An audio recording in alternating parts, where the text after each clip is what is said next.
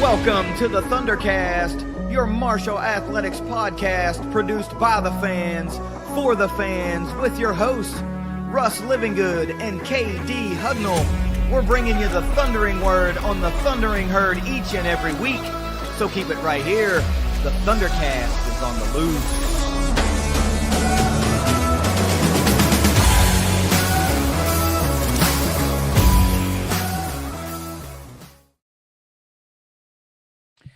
Do it widescreen, too. Welcome to the final episode of ThunderCast Live, powered by Ignite Link.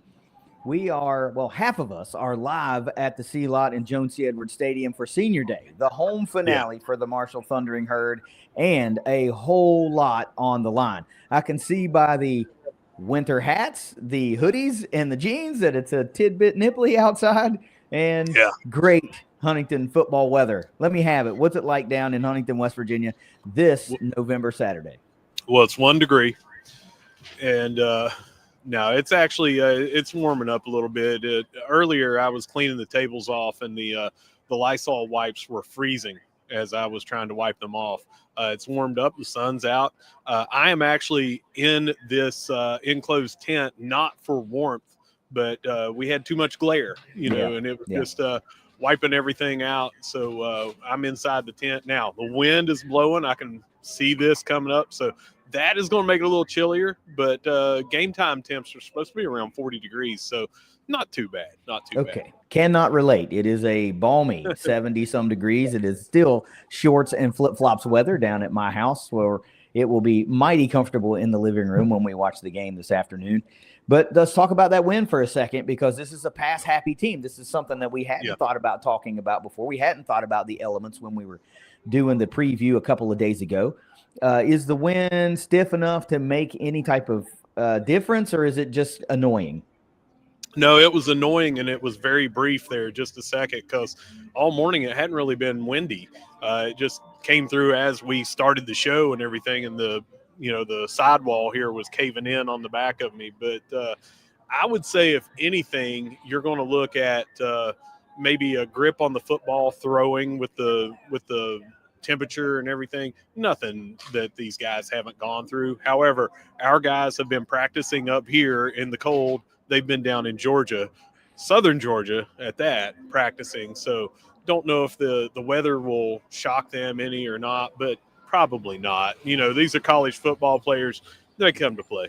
No, you're right. And I don't think that if there's not a sustained, fairly stiff wind, it's going to be any type of factor whatsoever. Now, ball security is always going to be an issue with two teams that like to run the football. So maybe something to pay attention to. Of course, Marshall had a little bit of an issue against App State, holding on to the football late in the game. So will that carry over? Is this the game where we return to seeing more of that vaunted rushing attack that has really made all the success and difference for Marshall outside of one particular game all season long?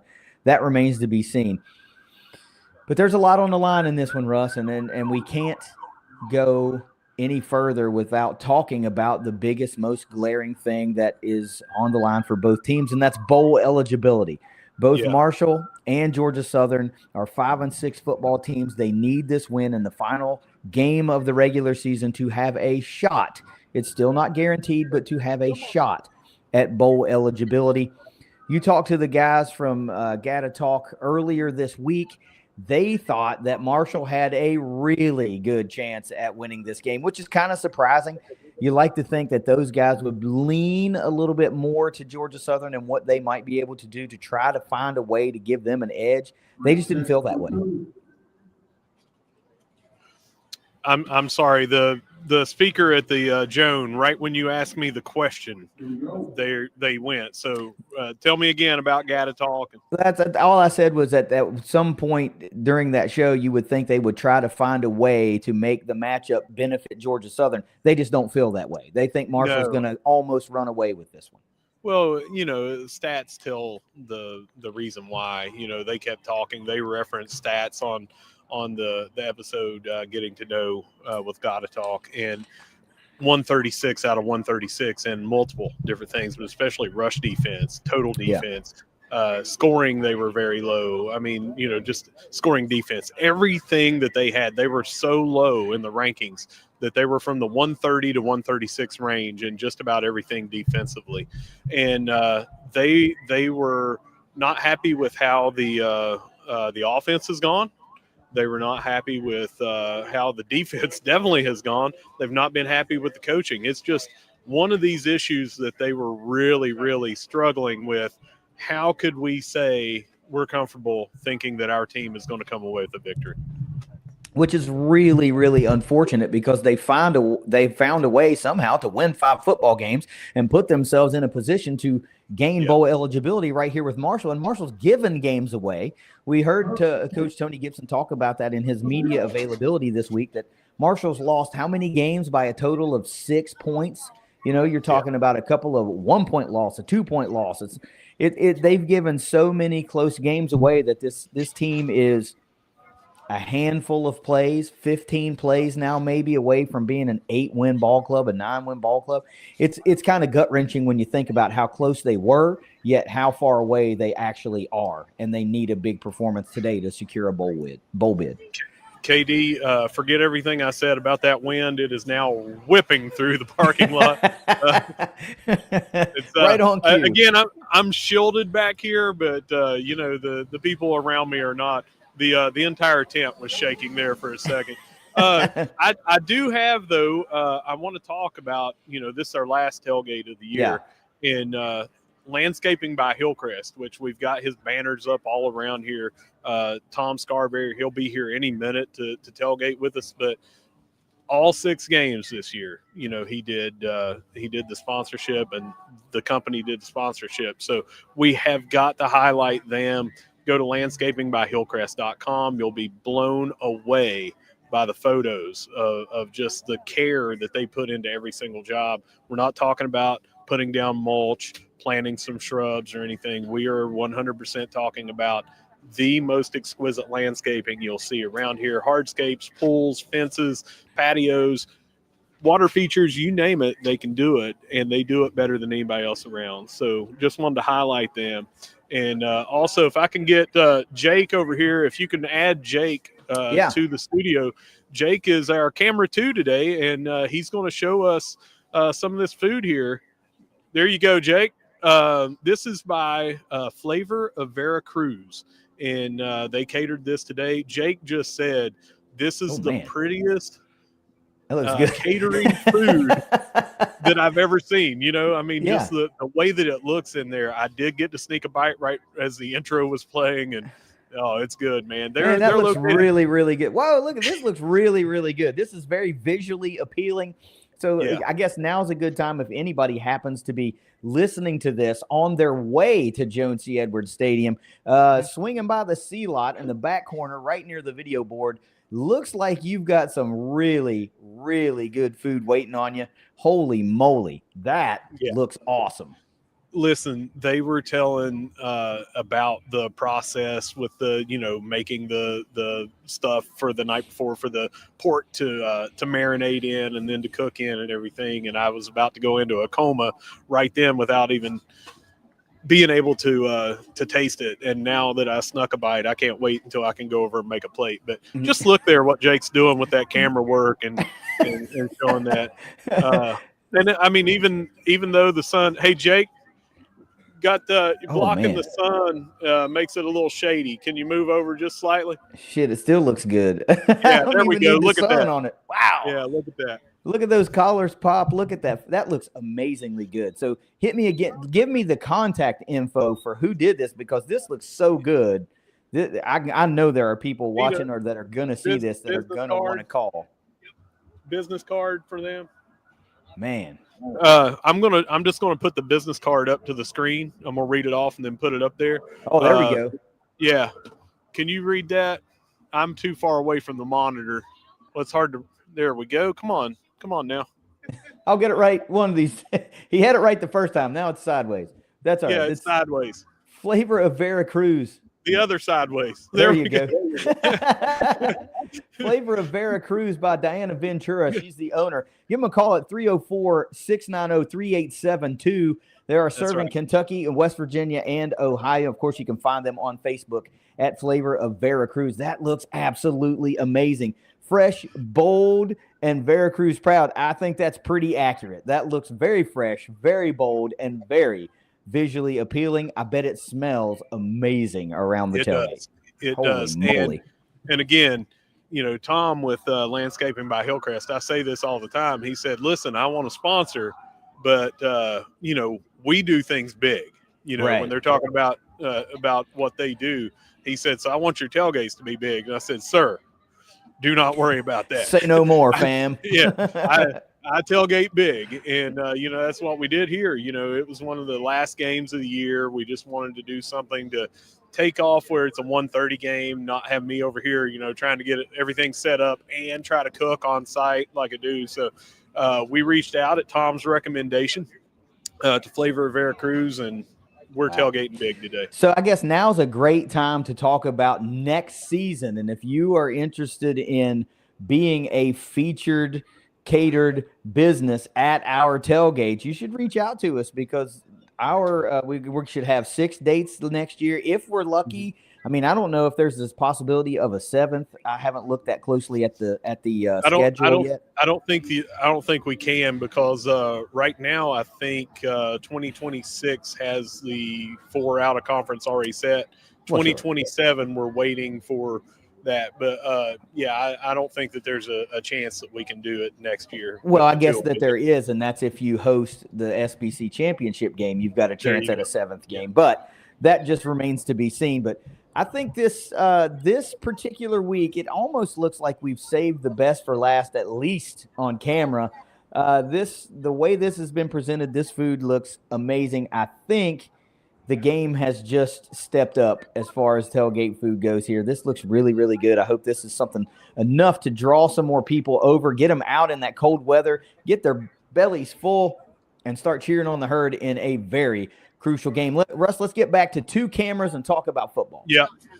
Jake, you're done now. You mentioned earlier about the defensive rankings for Georgia Southern and how utterly abysmal they are. And that's not just hyperbole. That's not me smack talking. The guys from Gatatalk echoed that. They said this is historically the worst defense ever at Georgia Southern. And that's from guys that follow the program very closely. They're historians of the program, just like we are with Marshall. And the statistics back that up. With the 6 major categories that we featured for Georgia Southern, well, actually it's 7 major categories that we featured for Georgia Southern. Their highest ranking was 67th in the country, and that was in penalties per game. They're a fairly disciplined team. They're averaging less than 6 penalties a game. They're averaging less than 60 penalty yards a game. So that's a positive in their favor, but literally everything else is going awry. Who you got there? It's Evelyn. Well, I mean, she's all decked out. I wanted you to give her a proper intro. I thought you couldn't see her because she's dolled up like Randy on a Christmas story. Put your arms down when you get home. But this is the middle daughter, Evelyn, middle child. Evelyn, say hi to everybody out there. Hi. Hey, sweetie. How are you today? Nice and chilly? Mr. Penny says, hey. But again, the major rankings for Georgia Southern just are not favoring them at all on defense. Outside of being ranked 67th in the country in penalty yards per game, their next best ranking is 96th out of 136 teams, and that's in pass defense. You mentioned it, dead last in rush defense, dead last in total defense, 130th in points allowed per game. Marshall should have the ability to run at will on this team. The question is, will they get out of their own way and do it? Russ, what's your thoughts on the Herd's offensive approach in this game? Run is what you need to do. I mean, we are, I think, still 18th in rushing overall in the country, and they are 136. So, I mean, just the matchup tells you need to run. Now, will they be expecting it? Yes, of course. But they've expected people to rush on them every game this year because of that ranking, and it still happens. I mean, it's not a game plan issue. It's an execution issue. is what they're having. So we need to run. We need to establish the run. We're good at it.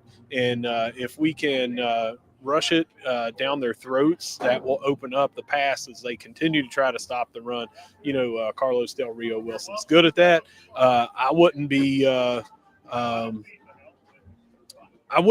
surprised to see a flea flicker in this, something where we're running obviously some RPO and some different things that we're always going to do. But, if we're rushing and they start, just crashing the line, it wouldn't surprise me to see us throw in a flea flicker here or there to try to stretch that field. It does make sense that Marshall's receivers are going to have a lot of opportunities in one-on-one coverages, because if you're going to stack up the box to try to stop this top 20 rushing defense like you should, you're going to have to leave some guys in one-on-one situations. And at that point, you think you're going to be better than a 50-50 ball. If Carlos Del Rio Wilson is a little sharper than we saw him against App State, where he missed a wide-open Floyd Lacey in the end zone, where he missed not a wide open, but a pretty open Toby Payne down the seam, then it's going to be a really long day for Georgia Southern. I like the guys like Tamarez and Norton to be able to come down with those, let's call them 60-40 balls instead of 50-50. I like those guys' chances. Adrian Norton has just been a circus catch all year long. He doesn't have a ton of receptions, but the ones that he does have been pretty miraculous, including the touchdown receptions. So I like that. I'm going to show a plate here real quick, KD. Okay. That got brought over, but oh man, as soon as we end this, I'm going to be all over this. It's like you want to fight that plate of food. Yeah. So let me chime in on the wide receivers and everything as I see the Barbies rolling up over here, but. The wide receivers, the last few weeks, it seems like we've spread the ball around very well. And I do see Tamarez and Norton getting more involved in the offense over the last couple of weeks. Even with last week, 12 receptions by Floyd Lacey, it still felt like Norton and Tamarez were all over, that. So look for a big day from them as well. But I really think the story is the stable of running backs, and you've got a little bit here on the injury front when we're talking about it. Yeah, we have to talk about the updated availability report, because this is the one that matters. The one on Wednesday is a slight indicator of what we might be looking at, but of course it can all change not all change, but mostly change on Saturday. And we got to start with the Marshall availability report, which does not change much because all of our guys were listed as out. They are still obviously out. There's one addition to the Marshall availability report, and that is running back Justin Williams-Thomas. He is now a game-time decision.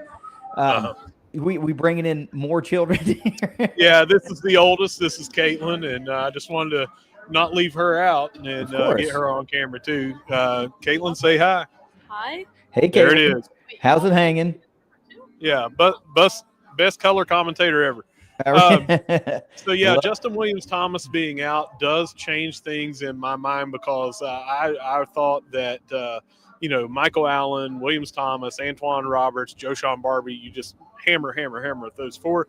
It does say game time decision, not out, just to clarify what I had that wrong just a second ago, but I still think those three that we know that are good to go, I think that you need to give them each 10 carries, each of them 10 carries. And what you said is go with the hot hand. So if one of those three is just killing it like Barbie did last week, 10.2 yards a carry, you need to just continue to hammer that person until they're no longer the hot hand. You've gotta do it until they stop it. This is basic football stuff. You need a win. This is a game. You look at it, you go, we need one win, go get me a win. What are we going to do? We're going to get out of our own freaking way today and just do what works. And why go away from it? Why derail the offense? If you're running the ball well and you just keep stacking up 5 yards a carry, show me a reason you have to pass the football. I'll wait. There is no reason. If you're getting 5 yards a carry, that means you never see a third down. That's means it's right down the football field. There's no need to get creative and get smart. I don't care if you line up and run the ball 80 times. If it works, then do it. I don't care. But let's talk about this Georgia Southern availability report too, because that vastly affects what Marshall is going to do today. Some of the guys we talked about, the big guys, were not totally listed as out. Some of those we thought had a really good chance of being available, and those two biggest are on defense that were probable, and that's linebacker Brendan Harrington, their number one overall leading tackler on the year. He is now available. Justin Myers, a defensive back that was their number 3 leading tackler on the team. He is now also available. You get some depth pieces back. Another DB, Fabo Chaney, is available today. Depth running back Terrence Gibbs is available today. But the biggest one on offense for Georgia Southern is their do-everything running back, O.J. Arnold. He was not listed as out. He was listed as doubtful or probable, questionable. I can't remember. One of the two. But he brings to the table this season 133 carries, 885 yards, 6.7 yards per carry, and 7 touchdowns on the ground for this Georgia Southern running attack. But he's also their 4th leading receiver, grabbing 17 receptions for 201 yards and another touchdown. As the funny quip is, he's their number 2 leading passer on the team. 2 of 2 for 85 yards. Both passes have gone for touchdown. He's got the record for biggest quarterback rating I've ever seen in my life at a 787. But he is now a game time decision. He is not available. There is still a slight chance that he will not play. He is a senior, so I think you may see a situation where he dresses but does not play a lot or does not play at all. Maybe they try to get him a carry just to get into the game, but he's a game time decision, and that's a big, big, big piece that may be missing for Georgia Southern. Everybody else that was listed in the availability report is out. So they are missing a metric buttload of players today. It is going to be a thin roster for Georgia Southern, which, of course, plays in the favor of the herd. And, of course, always missing from the availability report was Carlos Del Rio Wilson. Tony Gibson put that to bed early in the week. He said he's a go. He'll be out there. So Herd fans do not have to worry about him starting this game. He will be quarterback 1. Yeah. I threw up a couple of comments there just because of the theme. It's get bowl eligible. It's all that matters right now. So you just got to go all out. We talked about that. It's the key to victory is just do everything that is necessary to get this win. That's all that matters. As you titled the episode of the preview, it's a 1-game season. It is. You have to show us as fans that you can win a game when you have to win a game. So we said 3 weeks ago or 2 weeks ago, you've got to win 2 out of 3. Can you do it? It would be great to just go ahead and win the first 2 and cruise into senior day already being bowl eligible, looking to secure that 7th win. But that's not what happened. You let one slip away in Boone, North Carolina. You can't do it today. You're at home. There is not only bowl eligibility on the line, it's not only senior day, but you're looking to hold a winning record this season at Joan C. Edwards Stadium. If you win today, you're 4-2 at home. If you lose, you're 3-3. And I've said it over and over and over. 3-3 will never, ever be good enough for a home record at Joan C. Edwards Stadium. Hell, 4-2 isn't good enough for a home record at Joan C. Edwards Stadium. But I'd rather take one over the other. Now, we do have some folks that are tuned in and watching, and I appreciate you guys watching, either because you're not going to make it to the game and you want to get a little ThunderCast flair for tailgating. I love folks that are leaving the comments. I want to read some of those because it's great for people that are tuning in and watching us. So I just want to give shout out to some of those folks that have been watching us all season long, and they're echoing some of the things that we say. Like, I love it. I love it. Ron G has been watching. I can't tell you how long, but he's saying the same things that we are. Hey guys, I don't care what they say. If they can walk on 2 legs, Georgia Southern is a threat. Beware. They always play us tough. And they do. We talked about some of these games in the Southern Conference that were tough. We talked about last season, and we've talked about going down to Statesboro and laying one on them when they were the favorite several years back. Everybody has to play their best game this game. They do. We need everybody to bring their best effort. Do it for the seniors, do it for the coaches, do it for the fans, do it for the herd. Banana Man 311 says, I love CDRW, but they've got to let the running backs run today. What have we been saying all day, all week? Yeah. Echoing that same thing. Remember a couple of weeks ago, I don't remember if it was a JMU game, we had 23 rushes by CDRW and had 20 by Antoine Roberts, and Roberts had gone off. For fairly certain that's the game, JMU. And then we had a couple of games where he was like 17 and the other people, maybe it was 16, you add the rest of them up and they had 16. Yeah. So like he had exactly half of the rushes, and you didn't have any single running back that was like anywhere close to him. You just added all of them up to get to where he was at. Yeah. I just think you cannot have that. You've got to have a much better balance. And when I say balance, I want every running back to have the same amount of carries he does. So if you're running three running backs in this game, he would only have a fourth of the carries, not half, not more than half, only a fourth. And if we run 4 running backs, he has a fifth of them. I just think that makes more sense. Yeah, of course it does. And of course, the great equalizer to all of that for me is what I've been saying. If one guy starts to go off, well, then you're going to have to just continue to feed him. It's basic football today, man. It's run the football, stop the football, tackle the football, score the football. You do that, whoever does it the best, along with protecting the football, whoever does that the best is going to win the game and is going to go to a bowl at the end of the season. That's it. It's that freaking simple. Sorry, I just had to get some of that pork. And Sheesh.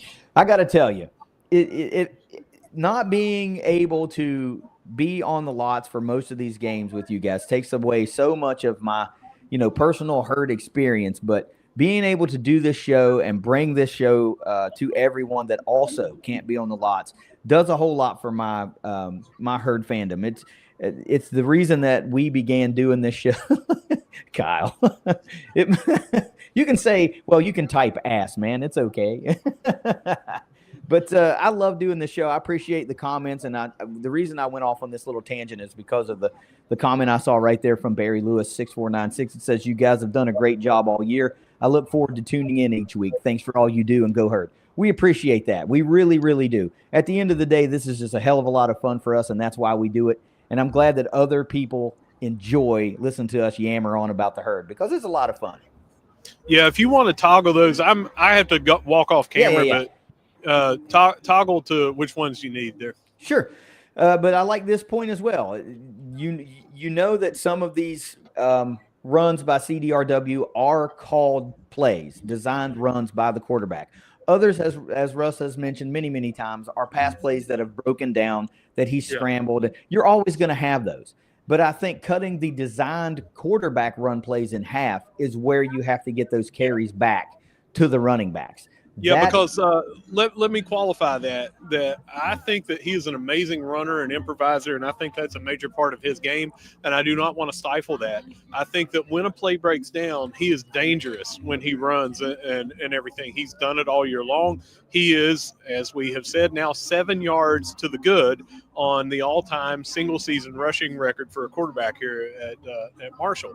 He does an amazing job. We just want to cut down the design runs, like KD just said, because that will bring his total down. That will save some of the wear and tear on him, but also make him more effective, that he runs when he has to, and then you mix in a couple of runs here and there, but not have, say, 15 designed runs, and then he does 4 when the play breaks down and he has 19 carries. Maybe cut that in half and give those to running backs, and I think that would be a much better balance. Yeah, and when you look at the statistics all season long, it's because we've had running back by committee that CDRW is most likely the team's leading rusher. But he leads the team in rushing by about 160 yards. So Antoine Roberts is currently second on the team with just under 500 yards per carry on the season. And then Michael Allen is just under 400 yards. Joshawn Barbie is right around 250 yards. But it's when you look at that average is where it really starts to point out to you just how much abuse that CDRW has taken. Yes, he leads the team in carries. He's got nearly twice as many as the number 2. Carlos Del Rio Wilson on the season has 158 carries, rush attempts. Antoine Roberts is second on the team with 89. Now, when you look at averages, CDRW has the lowest average per carry of the top 6 rushers. And that says a lot to me. So he's got a lot of yards, but he's taken a lot of carries to get them. And he's the only one. He's also got the lowest long run on the season by any runner. So he's getting it by sheer number of carries. And that, to me, is the overall problem. Hey, share the comment from Jake Pitois there about we run a spread offense.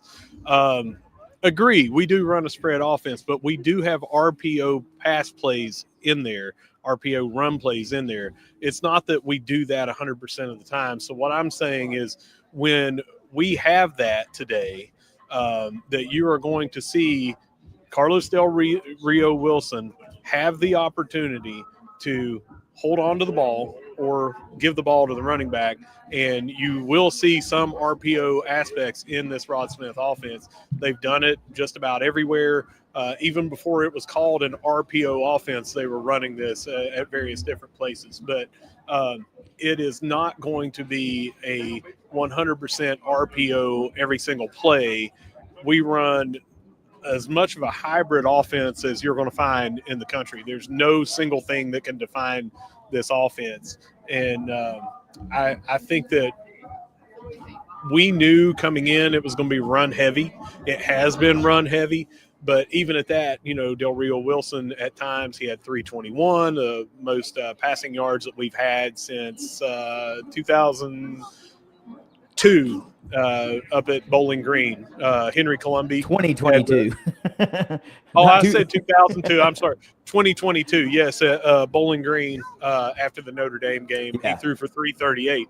So we do have in this spread offense is the best way to call it what it is, and they spread it out, try to run right through, the spread out defense that way. So it is a spread, but you are going to see RPO plays in here, and we've done them this season, and that's where I was going with that. So just to clarify, Jake. Yeah, but we also see plays that are not of the RPO variety. CDRW takes the snap, he takes one step back, and he takes off running. That's not an RPO. That's a designed quarterback run, and we see that too often in games when you have fresh legs from running backs that are ready to just hand out abuse one after another. So it's not that we don't want to see them in the offense. We don't want to see them as often and as big of numbers. So good point. It's a good point. It's a valid point. We're just saying, where can we steal away a carry here and a carry there and get it back to a fresh set of legs and a running back that may have a hot hand?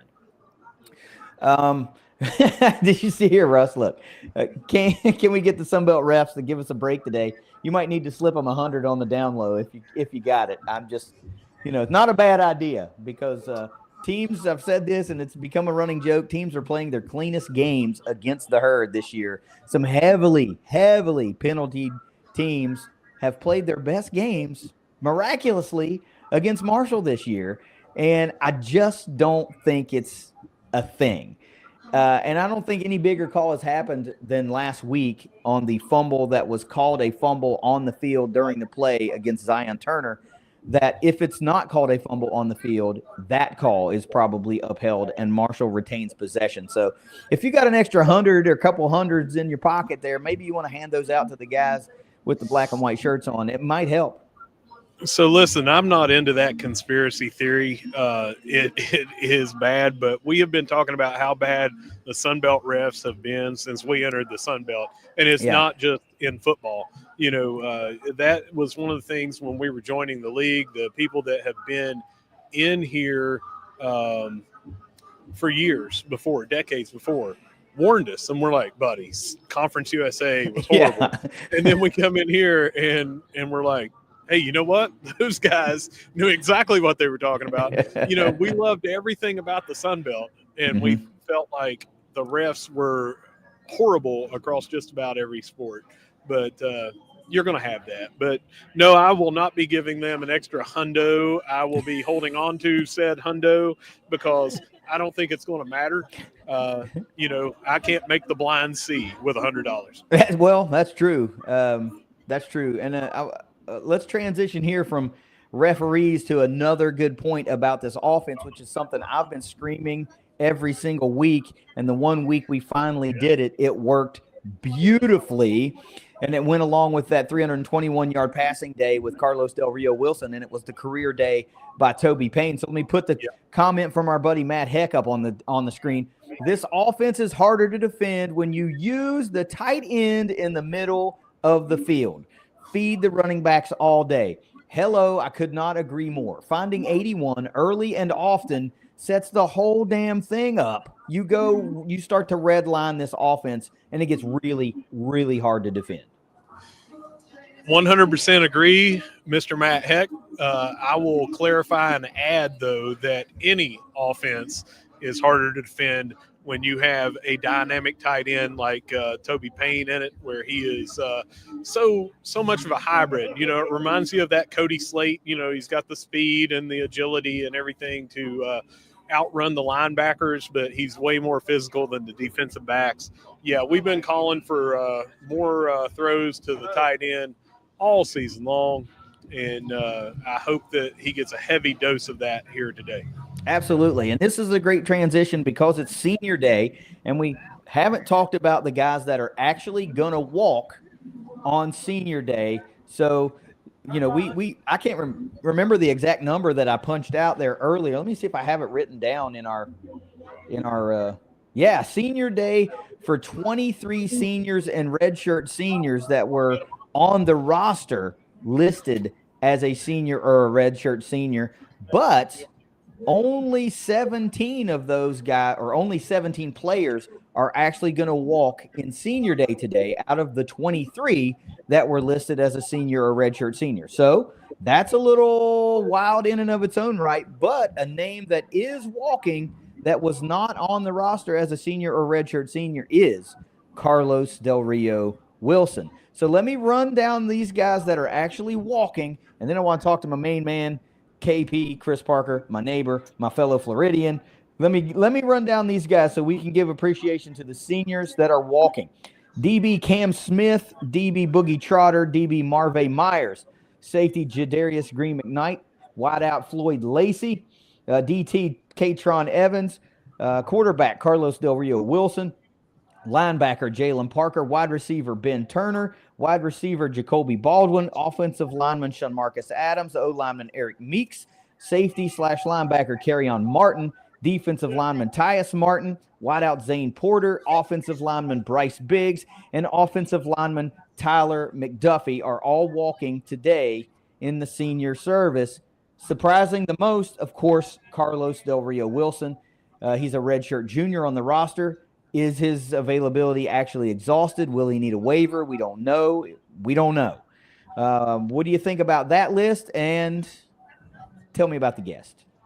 Well, so we have seen people walk, and in previous coaching staffs, they said, encourage you to walk because you don't know. Right. You can make that decision later.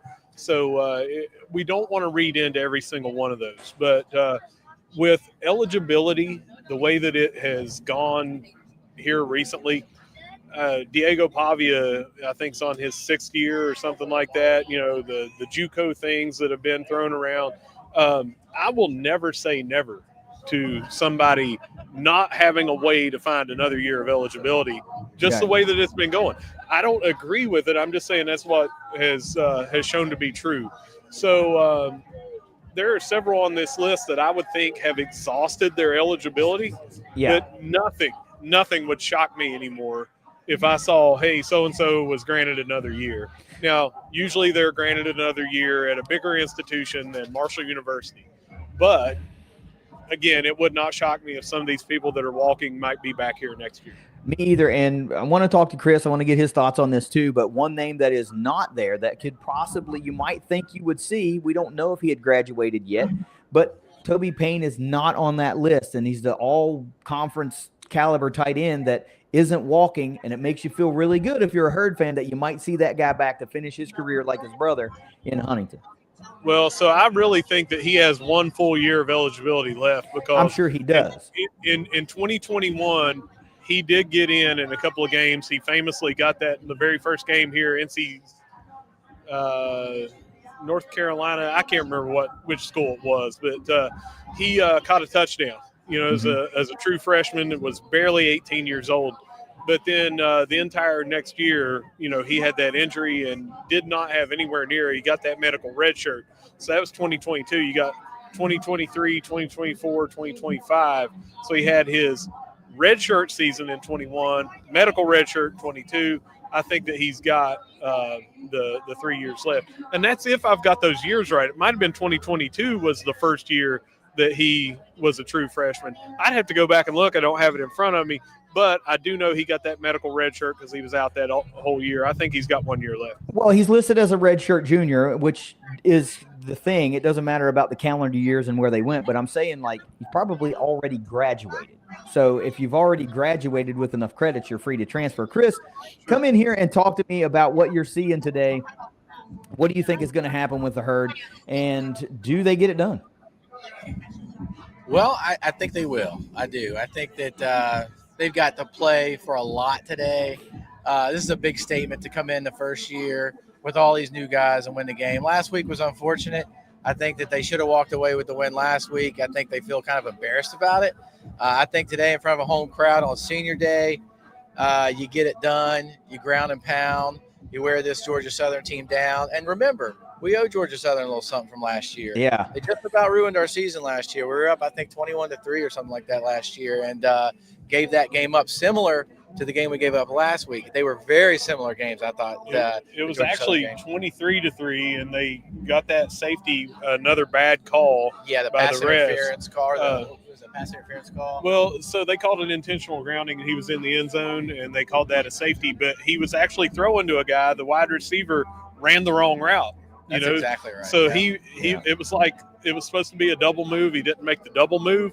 So they said, hey, that's a intentional grounding, which in the spirit of the rule was not what he was doing. That's right. But they called that a safety, made it 23-5, and then they scored 3 touchdowns in 5.5, 6 minutes, and came back and won that game. We had a couple late fumbles, very similar to last week. Yeah. So talk to me about. I've heard you talk about feeding the running backs, run the football, all these type of things. So, are there particular keys to victory, Chris, that you think the Herd must accomplish today to not just make? We're not talking about making a statement. We're talking about just getting a win and making sure they have an opportunity to extend their season. What do you think the Marshals got to do today?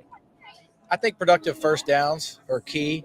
If you can stay in front of the chains, I think if you can get 3 to 5 yards on first down, it's going to set up a much easier play call on second down. You might be able to air it out a little bit.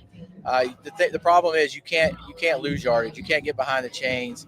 You have to play risk-free football for the most part until you pick your times and your places to kind of attack the defense. But I think we got to exert our dominance on the offensive line, and we got to be able to move the ball downfield with the run. And we can't depend on Carlos Del Rio Wilson to run the ball. We've got to spread the field out a little bit, and we've got to get some carries even for, I think, Lacey. I think Lacey's got to get some carries from his slot position because I think that's where he excels, is running the ball and short passes. And as we all know, he hasn't been catching the ball particularly well lately, but they need to get him the ball in open field. He's the best athlete on the team, if you ask me. Yeah, he's very, very dynamic player. And the point you made about running the football, winning the line of scrimmage, I didn't look at this. I remember it being a thing when we were doing the preview, but I want to go back and check the availability report. 2, 3, 4, 5, 6, 7. Georgia Southern is without 7 defensive linemen today. They are all out, unavailable, and will not be there as a depth piece. But Russ mentioned that their leading sacks, their sack guy, was it MJ Stroud? Is that his name? MJ Stroud. MJ Stroud. 235-pound former outside linebacker, has started the last 3 weeks. He transitioned, I think, all year. I was a little iffy on that if it was a mid-year or all-year thing, but he transitioned to being an edge rusher in their 4-2-5. So coming off the end, that's somebody you really need to watch out for. Obviously undersized when you think about a defensive lineman, 6'2", 235. Yeah. But he's made it work, man. He's fast, he's athletic. He brings that linebacker agility in there to the edge, and he's had a couple of really big games. He showed out against App State. Yeah. So let's talk about some keys to victory, Russ. Let's revisit a few of ours. We'll do some scores, and then we'll let you guys get back to enjoying this tailgate, the last one of the year. Russ, what was that number one key to victory for the Herd for you this week? I talked about it earlier. It was run the football, and I think that you just need to do what you said, go with that hot hand. But 100%, you want to run more than you pass today. Let the run open up that pass. Yeah, absolutely. My number one overall key to victory is such an obvious thing, but it has cost Marshall at least 2 wins this year, and it's no turnovers today. I don't care when they come or what part of the field they're on. Marshall's just not good enough all the way around to overcome 2 turnovers, 3 turnovers. We've seen it. They let the Coastal game get away. This cost them the App State game. In my opinion, it looked like we could have gone down the field and kicked the field goal, at least a shot, to win that game. No turnovers today is the biggest key to victory for me. Russ, what's another big one for you that the Herd absolutely has to do? Stop that French to Brown connection. Someone here had a comment on it about, putting pressure on French, coming over the top on Brown. Let me run over these percentages again. This is when French throws to Brown, which is what we'll see the most today. 26.1% of the entire year's receptions have gone to Camden Brown. 36.6% of the yards through the air have gone to Camden Brown, and 70.6% of the touchdowns through the air this year have gone to Camden Brown. So J.C. French throwing to Camden Brown, he's going to get targeted a lot. Remember, I'll remind you of this, but he is 57 yards away from their single-season school record for yards by wide receiver. 108 away from 1,000. So I feel like he's going to want to get a big game. He already has their touchdown record with 12. Blew out.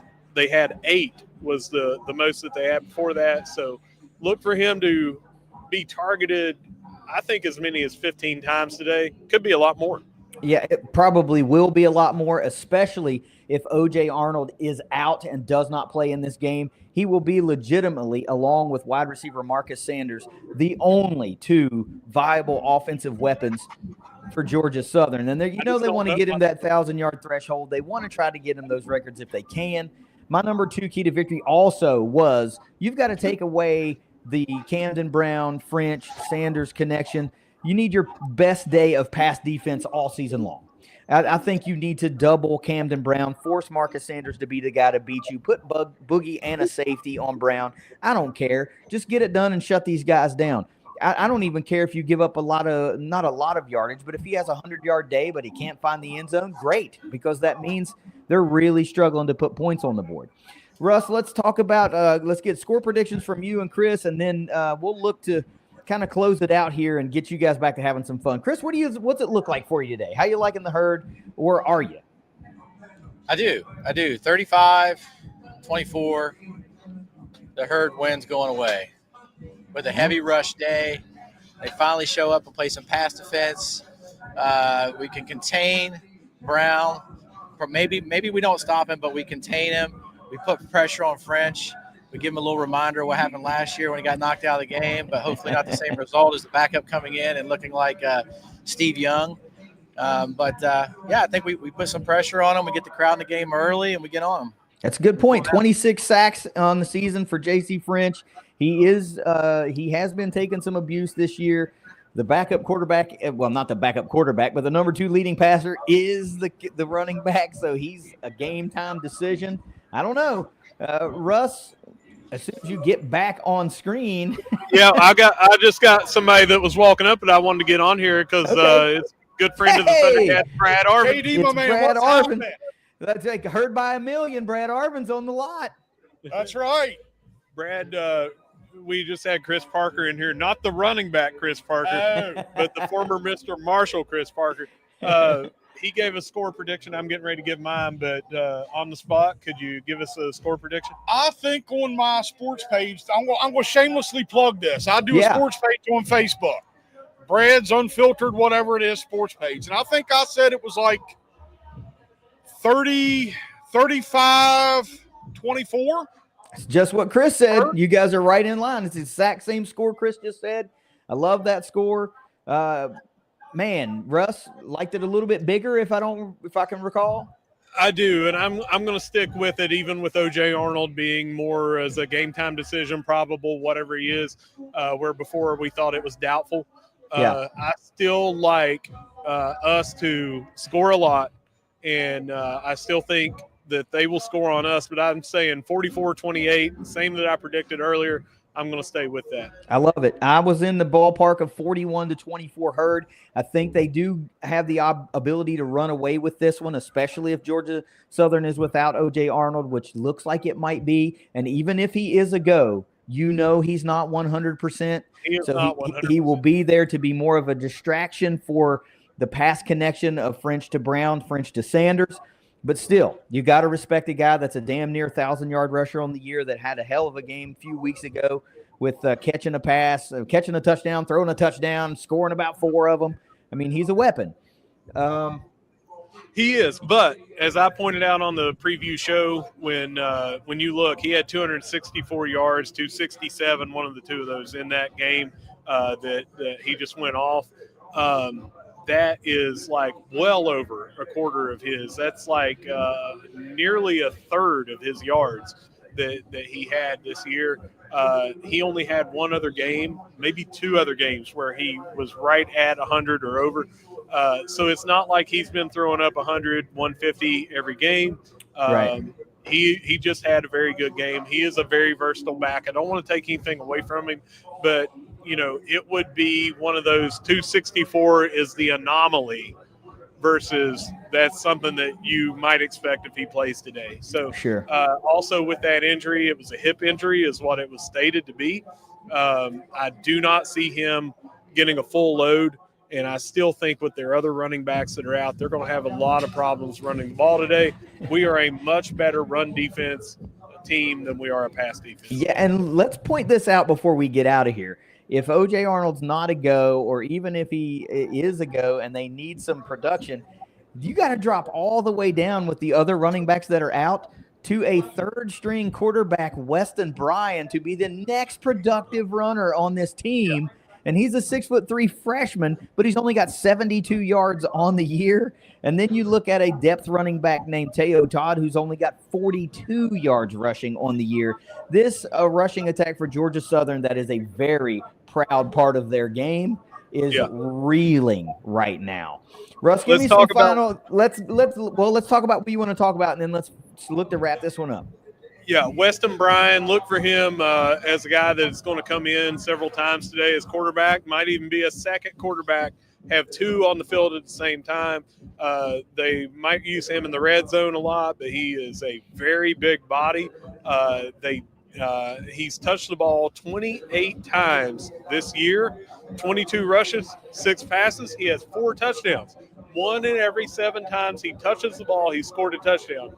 Look for them to do something with him involved in either the red zone or some trick plays or bringing him in as a change of pace. I like it. I mean, I don't like it, but I like that insight. Brad, we'll get you back in here since you're standing beside Russ on the lots. How about some final thoughts on this one about maybe the season as a whole, the roller coaster ride, what you feel about the Herd in this game, and what do you got?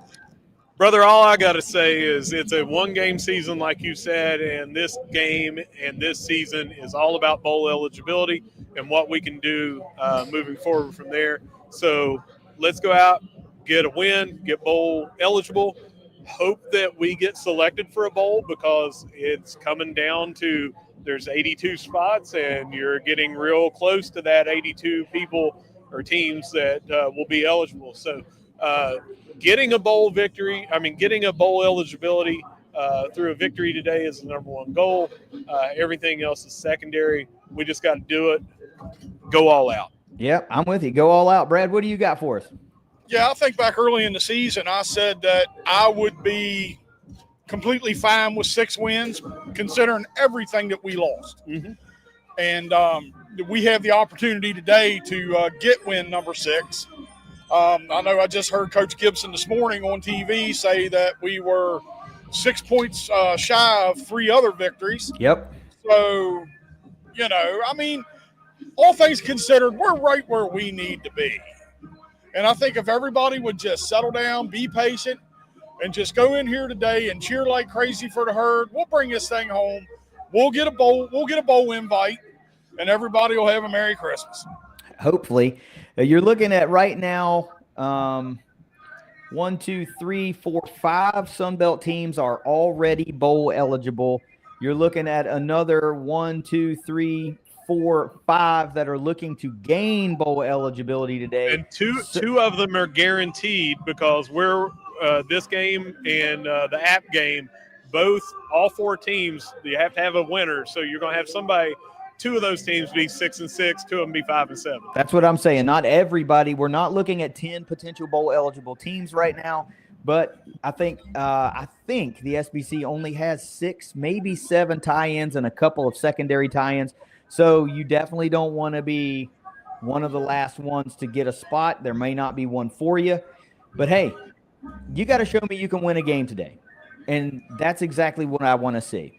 With bowl eligibility on the line, with senior day here, with a home winning record on the line, there's just too much that you have to go out and prove in game 12. We're still proving things, but the scenario doesn't change. I don't care if it's a 1-point win or a 100-point win. The ultimate goal is to win the damn game. Russ, take us out of here.